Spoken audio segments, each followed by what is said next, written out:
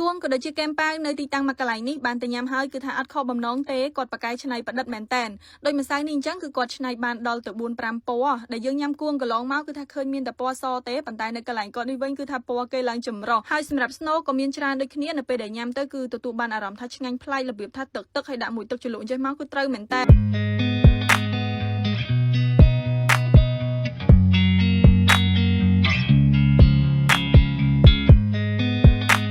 សម្រាប់ពុកម៉ែបងប្អូនដែលនៅខាងវត្តភ្នំគឺប្រកាសជាបានស្គាល់ទីតាំងមកកន្លែងនេះរួចមកហើយដែលគេមានឈ្មោះថាជ្រូក6សម្បីតការដែលគាត់ហាងក៏ខ្ជូតដែរហើយបើថាមើលមកម្សៅនេះវិញក៏ខ្ជូតដែរនិយាយទៅគឺថាមានច្រើនពណ៌ចម្រុះតែម្ដងដែលគាត់មានជាប្រភេទគួងក៏ដូចជាកែមប៉ាវហើយសម្រាប់គួងនេះវិញគឺគាត់មាន4ជម្រើសស្នូសម្រាប់ជ្រើសរើសហើយកែមប៉ាវវិញគឺមានដល់ទៅ5ជម្រើសស្នូពុកម៉ែបងប្អូនហើយសម្រាប់ម្សៅដែលពុកម៉ែបងប្អូនឃើញពណ៌ចម្រុះនេះមិនមែនគាត់ប្រើជាមួយលេខឯណាគឺគាត់ប្រើជាមួយនឹងផ្លែឈើក៏ដូចជាបន្លែធម្មជាតិរបស់យើងទេអញ្ចឹងពេលដែលយើងញ៉ាំទៅគឺអត់ប៉ះពាល់ដល់សុខភាពទេហើយសម្រាប់សាច់ម្សៅនេះវិញគឺ Twister ទៅសារថងថាឡងស្វិតហ្មងដោយដែលបានឃើញនៅក្នុងវីដេអូនេះអញ្ចឹងគឺថាសាច់ម្សៅគេឡងជូស៊ីឡងស្វិតហ្មងហើយពេលដែលរុំចេះមកគឺមានដាច់ម្សៅទេហើយសម្រាប់គួងនេះគឺមកប្រអប់តម្លៃ$3កន្លះមាន5នំណាគេមានស្នូប៉ាតេសាច់ជ្រូកសាច់មាន់ក៏ដូចជាបកាគេមាន4ស្នូហ្នឹងហើយសម្រាប់កែមប៉ាវវិញគេមានរហូតដល់5ស្នូពុកម៉ែបងប្អូនមានប៉ែគក់គួយឆាយសាច់មាន់បកាក៏ដូចជាសាច់ជ្រូកហើយតម្លៃវិញគឺ$3កន្លះដូចគ្នាមាន5ដូចគ្នាអញ្ចឹងណាហើយបើសិនជាពុកម៉ែបងប្អូនចង់ទិញរា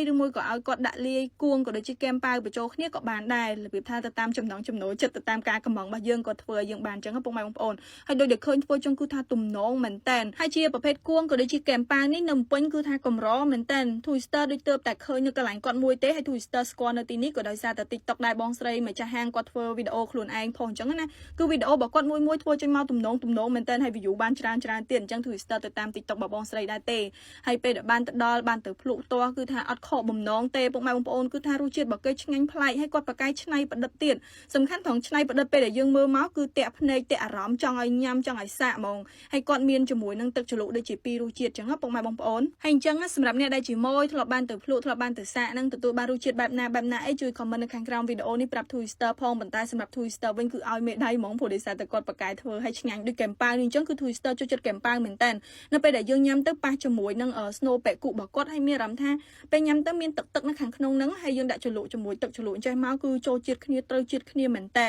អញ្ចឹង Twister recommend ឲ្យពុកម៉ែបងប្អូនបានទៅសាកនៅកន្លែងគាត់ជាពិសេសគឺកែមប៉ាវគាត់មានច្រើនរសជាតិហើយពេលដែលញ៉ាំគឺឆ្ងាញ់ហើយសម្រាប់គួងក៏ឆ្ងាញ់ដែរនិយាយទៅគឺថារសជាតិមួយយ៉ាងម្នាក់អញ្ចឹងណាអញ្ចឹងត្រឡប់មកវិញវីដេអូរបស់ Twister ថ្ងៃនេះគឺមានតែប៉ុណ្្នឹងទេហើយសម្រាប់ហាងរបស់គាត់វិញគឺនៅចិត្តជាមួយនឹងរង្វង់មូលគួចកណ្ដុងនៅមុខវីរៈបុណ្យធម្មតែម្ដងដែលមានបើកចាប់ពីម៉ោង11កន្លះរហូតដល់ម៉ោង7យប់